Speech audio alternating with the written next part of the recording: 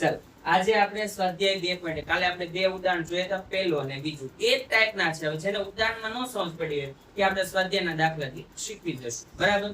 પહેલો દાખલો શું કે 3x = 2x + 18 છે. બરાબર. તો આપણે શું કરવાનું, પેલા ચલ વાળા એક બાજુ આપણે પદ કરશું અને અચળ પદ એક બાજુ કરશું. બરાબર. ની નિશાનીની એક બાજુ ચલ વાળા ને એક બાજુ અચળ. હવે જો અહીંયા 3x અને 2x એટલે અહીંયા 3x ને 2x છે. તો પહેલા આપણે બરાબરની એક બાજુ કેવા ચલ વાળા કરશું અને એક બાજુ અચળ પદ. આ પ્લસ છે ને, બરાબરની હું પેલી બાજુ લઈ જાઉં તો કેવું થઈ જશે? 3x - x. આ તો પ્લસ હતું ને, બરાબર પેલી બાજુ કયો એટલે કેવું થઈ ગયું? માઈનસ થઈ ગયું.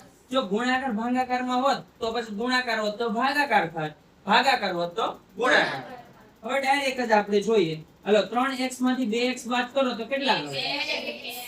1x. બરાબર. બરાબર કેટલા આવે? 18.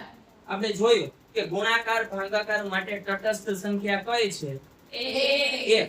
એટલે કોઈ સંખ્યાનો 1 વડે ગુણાકાર કરો કે 1 વડે ભાગાકાર કરો કોઈ ફરક પડતો નથી. તો આ તો તમારો ડાયરેક્ટ આન્સર આવી ગયો કે x બરાબર કેટલા મળે? 18. આ તમને શું મેળવો? ઉકેલ મેળવો. શું મેળવો?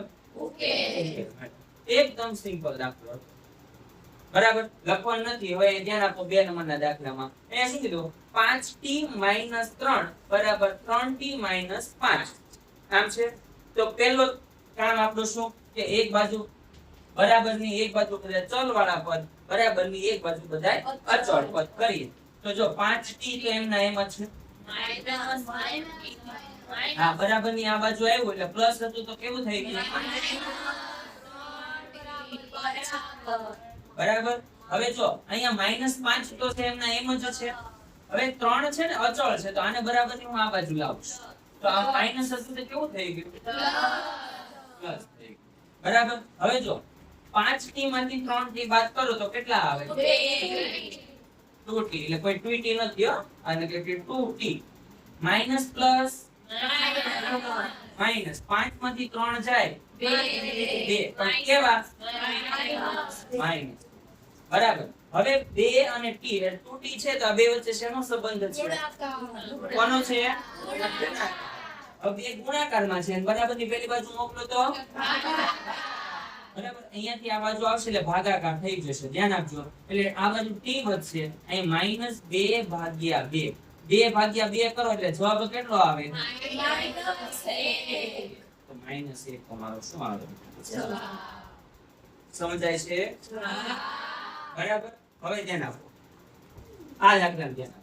સૌથી પહેલું કામ જો વારંવાર એકનું એક તો કહું છું, સૌથી પહેલું કામ શું કરવાનું? ચલ પદ વાળું હોય ને એને બરાબરની એક બાજુ રાખવાના, અચળ પદ બરાબરની એક બાજુ રાખવાના. બરાબર. આ 5x આ પ્લસ હતું, બરાબરની પેલી બાજુ બરાબર નિશાની 5 તો એમના એમ જ છે -9.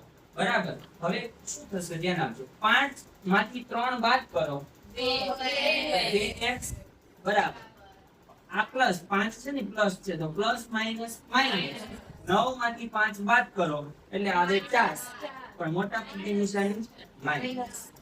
હવે અહીંયા ઘણા અહીંયા નહીં સમજ પડતી તો 2 અને x વચ્ચે ગુણાકારનો સંબંધ છે એટલે 2 ગુણ્યા x આમ લખાય. બરાબર. બરાબર -4. 2 ગુણાકારમાં છે. આને હું બરાબરની આ બાજુ લાવો તો ભાગાકાર થશે.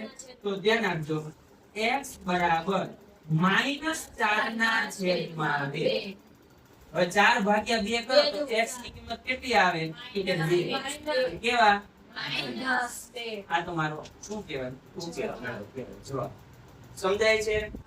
બરાબર. તો આ રીતના દાખલા છે. આની પછી આપણે બીજા નેક્સ્ટ દાખલા જોઈએ. ચાલો હવે જો દાખલા નંબર 6 ની અંદર જોઈએ આપણે. એમાં શું કીધું? 8x + 4 બરાબર 3 કૌંસમાં x - 1 + 7 આવી રીતે છે. તો સૌથી પહેલું આપણું કામ પહેલેથી ભણતા હોય સૌથી પહેલા આપણે શું કરવાનું? તો કૌંસમાં રહેલું પદ હોય ને એનું આપણે સાદુરૂપ આપવાનું, પછી આપણે દાખલો આગળ ગણવાનો. તો જો પેલા શું કરીશું ખબર? 3 નો ગુણાકાર હું x સાથે કરીશ અને 3 નો ગુણાકાર હું પછી x સાથે કરીશ. આખે આખું બીજું પદ તો બેઠા લખી દેવાનો. 8x પ્લસ 4 બરાબર 3 ગુણ્યા x એટલે 3x માઈનસ 3 એકા 3 પ્લસ 7 બરાબર. હવે આનું સાદુરૂપ આપો તો પણ ચાલે. તમે જો હજી આને એક સ્ટેપ લંબાવો તો પણ ચાલે. 8x પ્લસ 4 બરાબર 3x માઈનસ પ્લસ માઈનસ એટલે 7 માંથી 3 બાદ કરો તો જવાબ કેટલો આવે? પણ મોટા પદની નિશાની પ્લસ. જો આવો દાખલો તો આપણે 2 નંબરનો કર્યો ને, 2 નંબરનો કર્યો જ છે ને. સેમ ટુ સેમ દાખલો છે.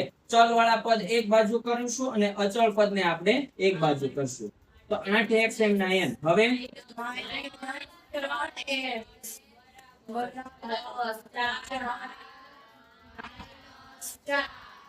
બરાબર ચાલો ચાલે છે. 8 માંથી 3 જાય તો 5x બરાબર 0 બરાબર. હવે 5 ગુણાકારમાં બરાબર ની પેલી બાજુ જાય તો ભાગાકારમાં.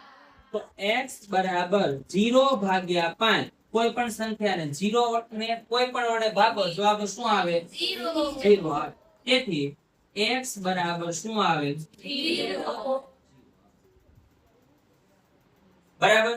હવે જનાબ દાખલા નંબર 7 માં. દાખલા નંબર 7 માં શું કરવાનું? તો કે પહેલા આમાં જે કર્યું કૌંસનું પહેલા સાદુરૂપ આપવાનું. બરાબર. ચાલો 4 ના છેદમાં 5. 5 છે અંશમાં છે છેદમાં? છેદ એટલે કે ગુણાકાર ભાગાકાર. બરાબર ની પેલી બાજુ જાય તો ગુણાકાર. 5 છે આવી રીતે થશે, આની સાથે ગુણાકાર એટલે 5x થઈ જશે બરાબર 4 કૌંસમાં x પ્લસ પ્લસ.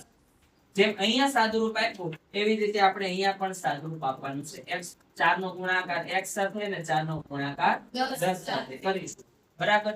ચાલો 5x ના m બરાબર નિશાની 4x 4 9 ચાલો આ પ્લસ વાળો પદ બરાબર ની પેલી બાજુ જાય તો માઈનસ બરાબર. એટલે આવી રીતે થશે. ધ્યાન આપજો.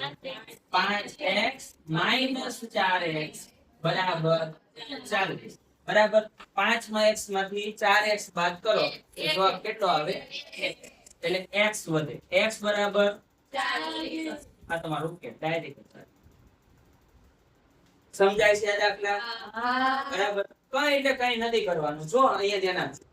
અહીંયા ગુણાકાર આ બે વચ્ચે ગુણાકારનો સંબંધ છે ને, એટલે 5 ને ડાયરેક્ટ પેલી બાજુ મોકલી આપ્યા. જો કદાચ ભૂલમાં અહીંયા જો તમને સરવાળા બાદબાકી નિશાની અહીંયા આપી દીધી હોય તો 5 ને ડાયરેક્ટ પેલી બાજુ મોકલી શકાય નહીં. તો તમારે શું કરવું પડે? સરવાળા બાદબાકીમાં હોય ને તો છેદ સરખા કરવા પડે, પણ ગુણાકારમાં હોય તો કઈ કરવાની જરૂર નથી.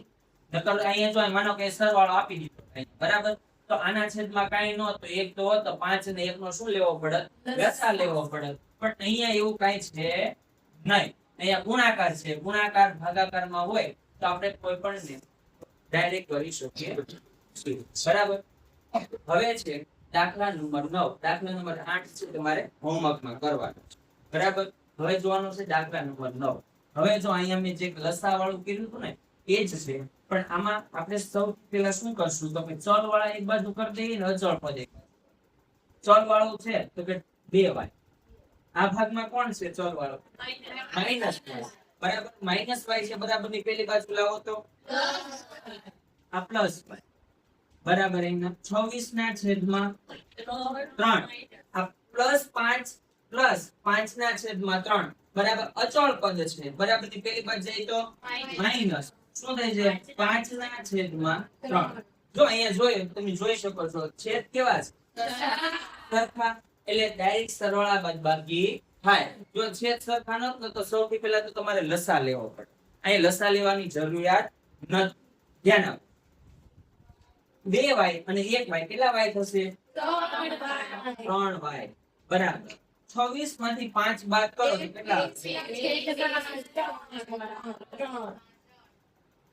બરાબર. હવે ધ્યાન આપો. અહીંયા ધ્યાન આપજો. બાજુમાં એટલે આવેલો છે કોણ કે છે? ચાલો 21 નો મતલબ શું થાય? 7 તેરી 3 ક્યાં બરાબર. હવે 3 ગુણાકારમાં છે ને, 3 ગુણાકારમાં કેમ કે 3 ગુણ્યા y આનો મતલબ આવો થાય. તો 3 ગુણાકાર પેલી બાજુ જાય તો y બરાબર છેદમાં 3. ઠીક છે, અહીંથી 3 3 તો ઓલરેડી ઉડી જ ગયા છે. બરાબર. તો આ તમારું શું આવ્યું? સમ પડે છે. બરાબર.